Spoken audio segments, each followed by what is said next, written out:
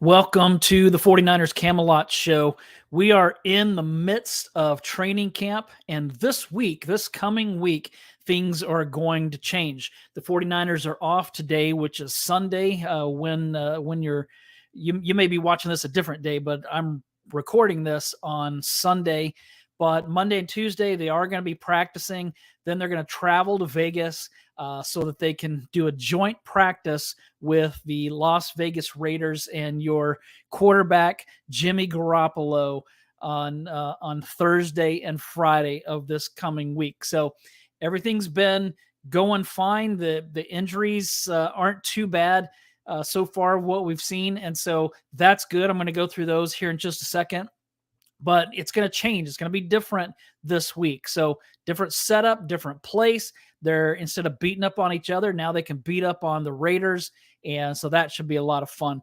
So before we jump in, I want to remind you, in case you haven't heard, or remind you if you have heard and tell you if you haven't heard, that on Tuesday, we're coming out with 49ers Web Zone. We're coming out with a 4-part podcast series called The Hall of Fame Case for Roger Craig. In this, we have media that we're talking to, like Matt Mayoko and a few others, including some Hall of Fame voters. We're talking to Larry Krueger. We're talking to Steve Young, Ronnie Lott, Brent Jones, Carmen Policy, Guy McIntyre, Randy Cross, Jesse Sapolu. We're talking to some legends here and making the case that Roger Craig should be in the Hall of Fame, because 2 weeks from Tuesday, the Hall of Fame voters are going to narrow the seniors class. They're going to narrow those seniors candidates down from the 12 where they're at now, the 12 finalists, down to anywhere from 1 to 3. And so we're hoping that Roger Craig finally gets in and that this is his time, but that comes out on Tuesday. You'll want to make sure that you do whatever you have to do. If you haven't subscribed to the 49ers Camelot Show, go ahead and do that so that you can be notified, because you don't want to miss this. It's going to be really good, and I think that you're going to learn some things, and it's going to be fun just to listen to some of Roger's teammates talk about him. It's a really cool thing, and we've had a lot of fun doing it. So let's jump into the 49ers training camp, the latest news and updates from the training camp. I mentioned that they're going to Vegas this week. They're going to practice in Santa Clara Monday and Tuesday, and then traveling to Vegas on Wednesday so that they can practice on Thursday and Friday with the Raiders. So here's some injury updates. Elijah Mitchell's been missing. He's got an abductor strain. Aaron Banks is out with a concussion. John Feliciano, a shoulder issue. Jalen Moore has a bone bruise. Remember, he went down with a knee injury that we were concerned about, but turned out to be nothing more than a bone bruise. So that's good news. Robert Bell Jr. has been at practice, but he's been in street clothes, and so nobody really knows. And I saw that Matt Barrows, someone asked Matt Barrows, why is Robert Bell not practicing? And Barrows said that that the team hasn't said. He doesn't look like anything serious, but that Robert Bell Jr. has not been practicing. But and so far the team hasn't said. So hopefully on Monday, hopefully we can find out what's going on with Robert Bell Jr., because this is a guy who like Trey Lance, came in as a rookie and really needs some developing. So he needs to be out there. He can't be missing time. I don't think he's going to make much of an impact this season, but he still needs those reps so that he can be developing. So let's hope that he gets back there soon. So sounds like the quarterbacks have continued to be up and down. I want to just comment on all three. First, let's start with Brock Purdy. He's obviously started off rusty. He's gotten better. It depends on who you listen to. If you listen to some, they're down on Brock Purdy. Others say that it looks great. And so for those of us who aren't there, that can be frustrating because we don't know what to believe. But I mean, Brock Purdy, I think, is going to be the kind of guy who's going to be better in games than in practice. Even though he might be fine in practice, he's the kind of guy that I think is going to be a gamer. So I'm I don't doubt Brock Purdy. I believe in him. I'm still not 100% certain that he's going to be the guy for the 49ers moving forward. Maybe for this season, he's going to be the guy. But when we talk long-term franchise quarterbacks, I still don't know if he's that guy yet, because, if he does what he did last year, then yeah, he's that dude. But it was only a handful of games. So I think that we need to see it this season. If he continues to do it this season, then I'm going to be all in 100% believing in him. I'm all in and supporting him, but I'm still a little hesitant to say he's the franchise quarterback. He's the guy moving forward. I hope that he is that kind of guy, but we'll see. Then let's talk Trey Lance. I don't know what to think about this, because there are still the rumors that the 49ers might trade him. I think it'd be a horrible mistake. I really believe in Trey Lance. Now, I am one of those eternally optimistic people who believes that everybody's going to be great. And I obviously don't know how to evaluate quarterbacks. I will never say that or pretend that I am a quarterback evaluator, but I just like what I see. I don't like some of the inconsistencies, but again, he's still young and still needs to be developed.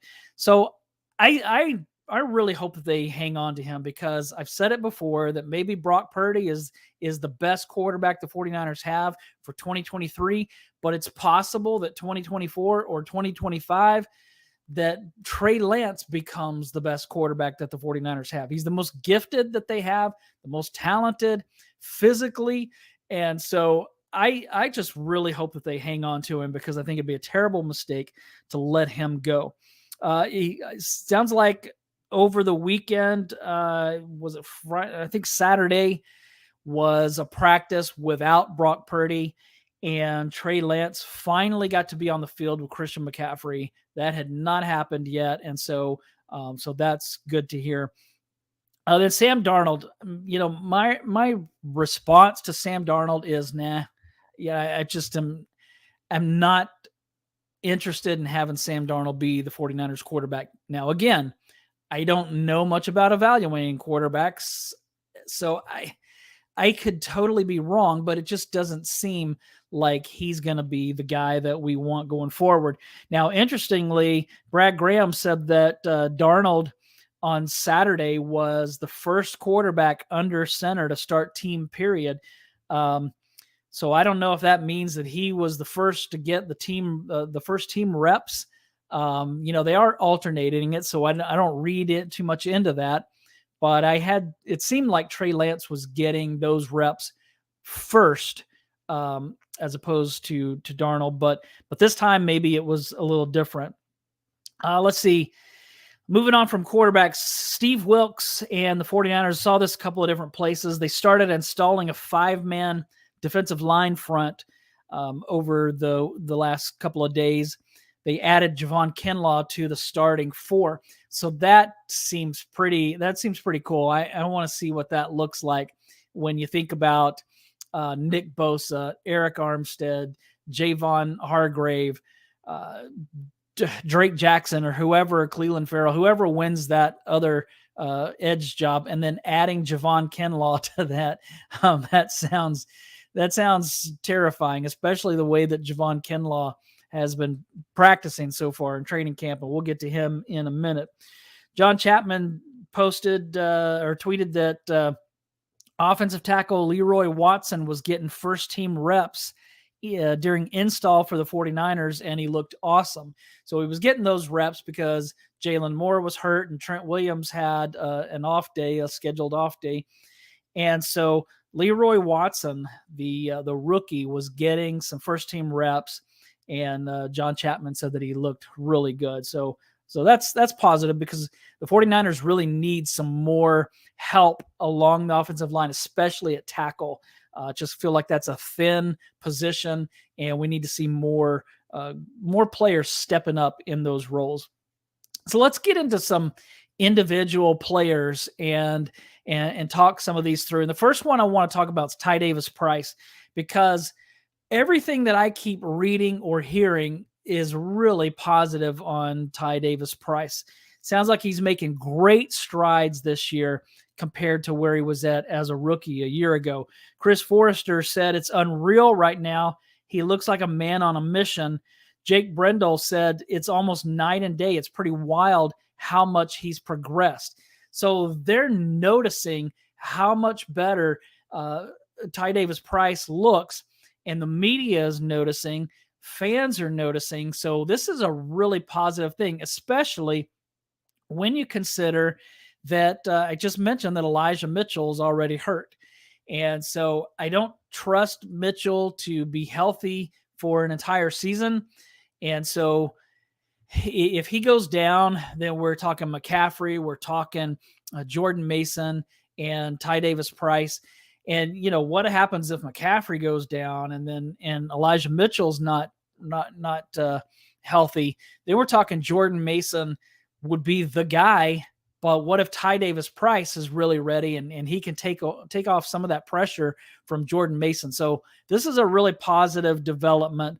I read that Frank Gore has been really impressed with Ty Davis Price as well. So love hearing that. Brad Graham tweeted that Ty Davis Price has completely erased any conversation of him being on the roster bubble through 7 days of practice. And John Chapman tweeted, any mentions of Ty Davis Price and Trey Sermon in the same sentence are ridiculous and unfounded. So Trey Sermon, obviously third rounder who just didn't pan out, and Ty Davis Price, because he didn't play much at all last season. Some people were saying he's the next Trey Sermon. He's going to be a bust just like Trey Sermon was. Is a third rounder, can a third rounder be a bust? I'm just not really sure about that, but so, hey, look, Ty Davis Price sounds like he looks completely different. So don't think of him like Trey Sermon. Trey Sermon is somebody that I thought was going to be really good. I liked him when he was at OU, and then he did some good things at Ohio State, but he just hasn't. He didn't pan out with the 49ers, so they moved on, and now Ty Davis Price has that chance to be something special. So looking forward to seeing what he does. Danny Gray sounds like he's a completely different player than he was last year. Last year, he wasn't running very good routes. All he could do was run fast. He was dropping balls, but this season he's catching just about everything. He's running good routes. I think they used him on a reverse or an end around or something like Saturday or Friday or Saturday. I can't remember what day it was. And he picked up a big gain, and those that were watching said that he looked really fast. And so that's great to hear that. Grant Cohn tweeted that Gray seems to be the most improved second-year player on the team. So that's really high praise, especially with what we just said about Ty Davis Price. So if Grant Cohn is saying that Danny Gray looks like he's even progressed even more than Ty Davis Price, that's two offensive players that really didn't play much at all last season, made no impact last season, and both are looking like they could be impact players moving forward. So that's amazing news to hear. Deshaun Jameson, the undrafted free agent rookie corner, continues to make a name for himself. It's possible that this kid can make the team. I said like a week or so ago that I didn't think any undrafted player was going to make undrafted rookie. I didn't think any of them would make the team right out of the gate, but it's possible that Deshaun Jameson could. I still don't think he will, but it's very possible. I mean, if Ambry Thomas was playing poorly like he had been or like he did last year, a year ago, then I would say that maybe Jameson would make it and Ambry Thomas wouldn't. But what we keep hearing is that Ambry Thomas is looking pretty good and looking much better than he did a year ago. So I still don't think that Jameson is going to make the roster right out of the gate. I hope he does. But if they can bring him back to the practice squad, just, man, you don't want to take the chance of a guy like that. If he's really looking like he could be a guy, you don't want to take the chance of having him get plucked by some other team. So now I want to talk about Javon Kenlaw for just a minute, because Kenlaw continues to sound like he's just unblockable. I mean, the dude is making play after play. Whether it's one-on-one or whether it's team drills, he's doing some really good things, and that I am really happy for him, because he's been through a lot with that knee, and just, frustrations, and had an issue with a media member last year that did not look good for him. Didn't look good for the media person either, but that's a different story. But Kinlaw's really struggled. He's had some unfair shakes. I mean, he had the knee injury when they drafted him. They drafted him to be the replacement for DeForest Buckner, a very popular player, a very effective player, a player that had just the season before helped get the 49ers to the Super Bowl, and was just a great player for the team. I don't know that DeForest Buckner missed a game his entire career. I mean, feel free to look that up and tell me if I'm wrong, but in his entire 49ers career, I don't think that he missed a game. If he did, it probably was just one, because the guy was just healthy all the time and played at a high level. And then you bring Kenlaw, who's hurt, has the knee issue even before he's drafted. And so he missed some games, and his rookie season, he showed some flashes, but he missed some games. And then 2021 comes, and the guy's just missing so many games. In 2022, it just wasn't right. And so I'm happy to see that he's playing so well, and that he's having such a great training camp. I hope that he can stay healthy and that he can build off of this, because he has the body to be dominant. And if he can be dominant along that defensive front, man, this is going to be huge for the 49ers. So great news on Javon Kenlaw. That just I talk about him every podcast, because I keep hearing about him just about every day. So great stuff there. Clelin Ferrell continues to look good. There are some that are saying that he's going to win the starting position over Drake Jackson. Now, Drake Jackson, he's looked good at times, and he's looked not as good at times. And so he really, I had high hopes and was hoping and believing that he would take a step forward and that he would win that starting edge position opposite of Nick Bosa, and that he would really provide a lot of spark off of that edge and really harass some quarterbacks. But I don't know. Right now, it sounds like Clelin Ferrell might be the one who ends up with that starting job. He is the veteran, and so he obviously has a lot more experience. He too was a first-round draft pick. He too. I don't mean that Drake Jackson was, because he wasn't, but Clelin Ferrell was a first-round draft pick who just has underperformed so far. And so we've seen what the 49ers have done with defensive projects who underperformed, and maybe Clelin Ferrell is going to be the next. And so it's going to be cool to see what happens between him and Drake Jackson and all that going forward. So I wouldn't be surprised if Clelin Ferrell wins that starting edge job, and then maybe Drake Jackson comes in on obvious passing downs. They kind of did that with Aldon Smith back in 2011 when he was a rookie. So maybe they'll try to do something like that with Jackson and keep him fresh. I don't know. He obviously doesn't have Aldon Smith's kind of talent, but maybe that's something that they'll end up doing. Braden Willis. Keep hearing really good things about the rookie from Oklahoma, the tight end. Jordan Elliott on Friday tweeted, "The player who impressed me the most today was rookie tight end Braden Willis. He had a phenomenal practice." So Braden Willis is running good routes. He's catching the ball when it's thrown his way. He's blocking well. Sounds like he is outperforming Cameron Latu, who was taken in the 3rd round. And so I am not surprised by that at all, because Braden Willis is very versatile. He's a player. He's got some dog in him, the kind of guy that's going to hit you, the kind of guy that can make some plays. So I'm not surprised by that. Every time I've read or heard something good about Braden Willis, has not shocked me at all. And for those that have so far reported that he looks better than Cameron Latu, again, I'm not surprised by that, because I've watched Braden Willis play in his time at Oklahoma, so I know that that the kid can play. So good to hear about that. And then the last one that I have is Brandon Aiyuk. What can you say about Brandon Aiyuk? He has been the best player on the field the entire training camp. Here's what Grant Cohn put on Twitter today. Catches through 9 days of camp. Aiyuk, 31. He has 31 catches through 9 practices of training camp. Debo, 18. McCaffrey, 12. Ray McLeod, 12. Jordan Mason, 10.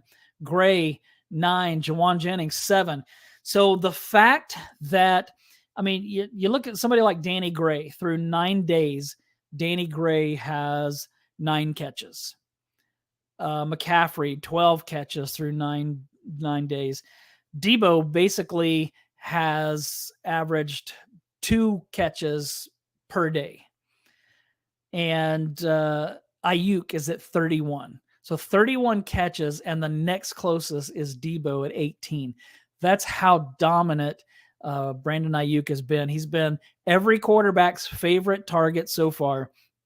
And again, I'm going to stay on that hill that I know that Aiyuk, I mean, he said the thing in the offseason about how he's the 4th option and still had 1,000 yards. He technically is the 5th option if you consider McCaffrey, Debo, Kittle, the run game. The Aiyuk is essentially the 5th option, and yet I think that he's going to be, I'm not going to say he's going to be the best player, the most valuable player on the offense, because, there is Debo, there is McCaffrey, but I'm telling you, when it comes to the passing game, I think that Aiyuk is going to be the most dangerous player on the field this season in the passing game. So just watch out for that. I think that Aiyuk is going to be great in 2023. So I'm looking forward to seeing what he does.